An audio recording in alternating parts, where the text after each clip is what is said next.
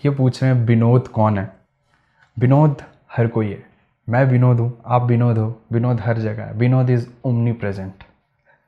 पता नहीं भाई, रियली नहीं मालूम है विनोद कौन है, बट जो भी है बहुत ही फेमस हो चुका है वो बंदा। सामने आएगा तो वो भी सेलिब्रिटी से कम नहीं होगा, ठीक है। And I guess slay point ने इस विनोद नाम के इंसान को काफ़ी फेमस किया है।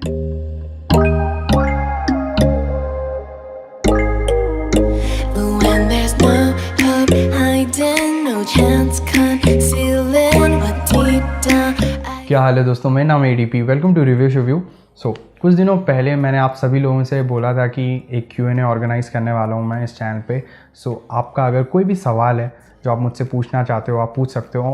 एंड आपने बहुत सारे सवाल पूछे। मैंने 2 प्लेटफॉर्म्स का यूज़ किया था इन सवाल को लेने के लिए। पहला था YouTube एंड दूसरा था Instagram।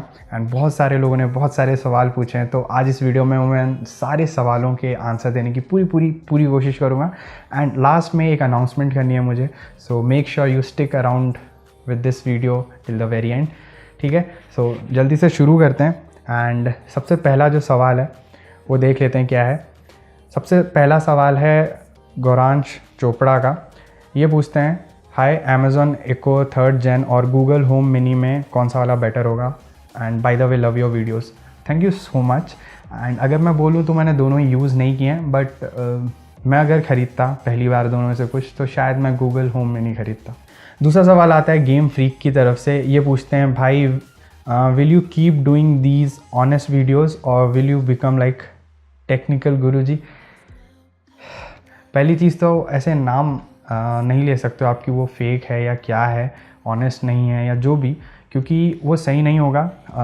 आपको नहीं मालूम है वो किस सिचुएशन में है। जब आप ग्रो करते हो यूट्यूब पे बहुत ज़्यादा, तो जितनी कंपनीज़ होती है ना वो ऐसे नज़र गड़ाई रहती हैं आपके ऊपर। आप एक वर्ड यहाँ से वहाँ बोलते हो and they will sue you, और तुरंत आप पे केस हो जाता है। एंड उसके बाद उनके बहुत ही बड़े बड़े लॉयर्स होते हैं, आपका केस ऐसे चुटकियों में ख़त्म, आप पे चूना लग जाता है कुछ लाख रुपयों का। उस चीज़ को बचाने के लिए हमको हमेशा संभल के रहना पड़ता है। हम कोई भी वर्ड्स ऐसे नहीं बोल सकते। मतलब कोई एक प्रोडक्ट है सपोज़ और वो ख़राब है, तो मैं डायरेक्टली ये नहीं बोल सकता ये घटिया प्रोडक्ट है। हमको वर्ड्स समझदारी के साथ चूज़ करने पड़ते हैं, हमको थोड़ा डिप्लोमेटिक होना पड़ता है। बट दैट डजेंट मीन कि इस चैनल में आपको फेक रिव्यूज़ मिलेंगे या फिर क्या बोलते हैं डिसऑनेस्ट रिव्यूज़ मिलने वाले हैं। वो तो नहीं मिलने वाला है। कंप्लीटली ऑनेस्ट वीडियोस मैं बनाऊंगा, बट हाँ वर्ड्स थोड़े समझदारी के साथ यूज़ करने की पूरी कोशिश करूँगा। इनका अगला सवाल है, नॉर्ड ख़रीद रहा हूँ, 4 साल चलेगा? नॉर्ड 4 साल चल जाएगा। जस्ट मेक श्योर कि आप जो स्टोरेज चूज़ कर रहे हो वो 64 GB वाला ना हो, ठीक है। रोम जो हो वो एटलीस्ट 128 GB का हो। अगला सवाल पूछ रहे हैं #A7 अभय। एंड सबसे पहले ये बोल रहे हैं, ढेर सारी बधाइयाँ सर जी 10K के लिए। Thank you so much. पहली बात तो आप सर मत बोला करो, भाई बोल दो, ADP बोल दो, अभिषेक बुला लो। एंड ये बोलते हैं, उनका सवाल ये है कि कोरोना ने आपके काम पे कितना असर डाला है? ऑनेस्टली बताऊं तो असर तो डाला है कोरोना ने। पहली चीज़ ये हुई है कि जो पैसे मिलते थे यूट्यूब की तरफ से वो कम हो गए, ठीक है। एंड उससे फ़र्क पड़ता है काम पे, क्योंकि हम गैजेट्स ख़रीदते हैं अपने पैसों से। इनडायरेक्टली या बोल सकते हो डायरेक्टली वो काम पे असर डालता है। दूसरी चीज़, बहुत सारे ऐसे दोस्त हैं जिनके पास जाके मैं गैजेट्स अगर वो कुछ ख़रीदते थे तो या तो उनके घर जाके मैं वीडियोस बना लेता था या तो उनसे लेकर आके मैं वीडियोस बना लेता था। अब वो नहीं कर पा रहा हूँ मैं। ये 2 चीज़ें जो है वो मेनली अफेक्ट कर रही हैं। बाकी छोटी मोटी चीज़ें हैं, जैसे मैं बाहर नहीं जा पाता हूँ अभी इतना ज़्यादा, तो उससे माइंड थोड़ा इतना इजीली फ्रेश नहीं हो पाता है, क्योंकि मैं हर शाम को बाहर जाके क्रिकेट या बास्केटबॉल कुछ खेलता रहता था। अब वो नहीं कर पा रहा हूँ। इससे भी थोड़ा फ़र्क पड़ता है काम पे। बट ओवरऑल जो मेन 2 चीज़ें वो मैंने आपको बता दी हैं। अगला सवाल है आयुष की तरफ से। ये पूछते हैं, what's your age and what are your qualifications and क्या यूट्यूब आपका मेन प्रोफेशन है? माई एज इज़ 24+, ठीक है। एंड क्वालिफिकेशन की बात करूँ तो अभी जस्ट 2 साल पहले मैंने अपनी BTech कंप्लीट की थी। 2018 में पास आउट हुआ था मैं कंप्यूटर साइंस स्ट्रीम से। और प्रोफेशन की बात करूँ तो अभी हाँ मेरा जो मेन प्रोफेशन है वो यूट्यूब है, लेकिन कुछ महीनों पहले तक यूट्यूब भी कर रहा था मैं और एक IT कंपनी में जॉब भी कर रहा था, वहाँ पे सॉफ्टवेयर डेवलपर था। बट अभी बोल सकते हो कि मेनली मैं फोकस्ड हूँ यूट्यूब की तरफ, तो यूट्यूब मेरा मेन प्रोफेशन है। अगला सवाल आता है अविरल गुप्ता की तरफ से। ये पूछते हैं which software you use for editing. I use Premiere Pro CC 2018 and After Effects same 2018। अगला जो सवाल है वो है अर्श सिंह की तरफ से। ये बोलते हैं कॉन्ग्रेचुलेशंस मेरे भाई, too happy for you. Thank you so much Arsh भाई। एंड क्वेश्चन तो नहीं है कुछ, बस अगर हो पाए तो सिर्फ बता देना कि आपका एक्सपीरियंस क्या रहा है इस जर्नी में। अभी तक अगर मैं ऑनेस्टली बताऊं तो एक बम्पी राइड है। मैं ये नहीं बोलूँगा बहुत स्मूथली सब हो गया, लेकिन इनिशियली मैं थोड़ा कम कंसिस्टेंट था। एक बार मैं 5-6 वीडियोस बनाऊंगा, मैं उनको धीरे धीरे अपलोड करूंगा, फिर रुक जाऊंगा, फिर वैसे ही चलेगा। कॉलेज में था तो एग्ज़ाम्स भी थे, असाइनमेंट्स थे, 2 मैं संभाल सकता था बट इतना सीरियसली नहीं ले रहा था मैं। उसके बाद जॉब पे जब मैं गया, मतलब ट्रेनिंग थी पहले कुछ महीने, तो वहाँ पे तो लैपटॉप्स अलाउड नहीं थे, तो वहाँ पे बिल्कुल वीडियोस नहीं बना पा रहा था। 1 या 2 वीडियोस बनाए थे मैंने। तो कंसिस्टेंसी का मेन इशू रहा था मेरे चैनल पे, बट धीरे धीरे मैंने उसको ओवरकम कर लिया। अभी कंसिस्टेंटली वीडियोस डाल रहा हूँ मैं। मेनली एक चीज़ और बोलूँगा कि इनिशियली व्यूज़ नहीं आते थे, सब्सक्राइबर्स नहीं आते थे, बहुत नेगेटिव फीडबैक्स आते थे। जबकि आप वीडियो भी अच्छे बना रहे हो तब भी कुछ ऐसे लोग हैं जो ढंग से क्रिटिसाइज़ नहीं करते। क्रिटिसाइज़ करने का भी एक तरीका होता है। आप ऐसे अगर क्रिटिसाइज़ करोगे किसी को गाली दे के, तो वो बंदा ना बहुत ज़्यादा टूट जाता है, उसको लगता है वो सब कुछ गलत कर रहा है इस दुनिया में। वो चीज़ें भी हुई थी। बट अगेन आप जैसे लोग भी हैं जो इतना ज़्यादा मोटिवेटेड रखते हो मेरे को। एज अ होल जो राइड थी ये एक बम्पी राइड थी, लेकिन मज़ा बहुत आया। ऐसा ये नहीं बोलूँगा कि मज़ा नहीं आया, मज़ा बहुत आया। And overall I will give 7.5 out of 10। चलो अगला सवाल है अंशुमन शर्मा का। ये पूछते हैं यूट्यूब में आपका इंस्पिरेशंस कौन है और आपके top 3 tech and non tech channels जिनको आप फॉलो करते हैं। इंस्पिरेशन यूट्यूब पे, मतलब यूट्यूब शुरू करने का तो मैं बता दूं विश्वा कल्याण रथ और कनन गिल, ये लोग मेरे को बहुत ज़्यादा पसंद है। इनको देख के मैंने शुरू किया। टॉप 3 नॉन टेक चैनल्स की अगर बात करूँ तो सबसे पहले ओनली देसी भाई, कमाल के वीडियोस बनाता है वो बंदा, मतलब मज़ा आ जाता है देख के, हंस के पागल हो जाता हूँ मैं। दूसरे हैं नॉन टेक में मैट डिवेला। ये मेरे फेवरेट यूट्यूब क्रिएटर हैं, मतलब फेवरेट। अगर मेरे से कोई डायरेक्ट पूछता है कि फेवरेट यूट्यूबर कौन है तो that is Matt D'Avella. And हो सकता है तो आप भी इनको ज़रूर फॉलो करना, बहुत ही कमाल के वीडियोस बनाते हैं, सूदिंग लगती है इनकी वीडियोस। और दूसरे नंबर पे मेरे को स्ले पॉइंट बहुत पसंद है। ये 3 हैं नॉन टेक कैटेगरी से। टेक कैटेगरी में अगर मैं बोलूँ तो मुझे MKBHD, उनकी स्क्रिप्ट बहुत ज़्यादा पसंद है।